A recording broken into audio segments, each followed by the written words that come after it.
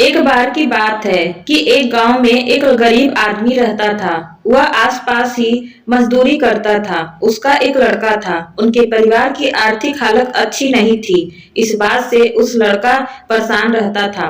उसके स्कूल की फीस भी जमा नहीं हो पा रही थी।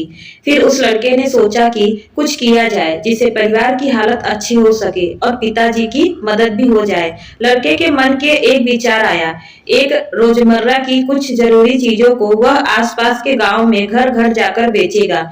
लड़का स्कूल के आने के बाद रोज घर घर जाकर सामान बेचता, जिससे वह अपने स्कूल की फीस जमा करता और जो पैसे बचते वह अपने पिताजी को दे देता। उनसे वह अपने परिवार की जरूरतों को पूरा करता। एक दिन वह लड़का किसी गांव में सामान बेचने गया। गर्मियों के दिन थे, उसे भूख भी लगी थी। लड़के ने सोचा कि अब की बार अगर कोई सामान खरीदेगा तो उससे मैं पैसे की जगह खाने के लिए कुछ रोटी मांग लूंगा। एक घर के दरवाजे पर गया। उस घर में से एक लड़की निकल कर आई। लड़का उस लड़की को देखकर चौंक गया। लड़की ने सोचा यह बहुत परेशान है, वह कुछ मांगने के लिए आया। लड़की समझ गई कि इसे भूख भी लगी है। लड़की घर के अंदर गई और रसोई में से 2 रोटी लाकर लड़के को दे दी। लड़का ने रोटी खाई, पानी पिया और लड़की से बोली कि मेरे पास कुछ सामान है, इन्हें तुम ले लो, यह तुम्हारे घर के काम आ जाएंगे। लड़की ने मना कर दिया और कहा कि इन्हें तुम किसी और जरूरतमंद को लेना। लड़का को उस लड़की की बात बहुत अच्छी लगी और वह लड़की को धन्यवाद बोलकर आगे चला गया।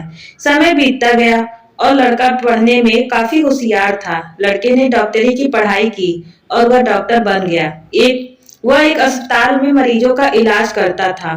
एक दिन एक लड़की की दुर्घटना का केस आया। लड़की को इमरजेंसी में भर्ती कराया गया। उसके इलाज के लिए उसी लड़के को भेजा गया। लड़के ने लड़की को देखता तो वह समझ गया कि ये तो वही लड़की है जिसने मुझे रोटी खिलाई थी।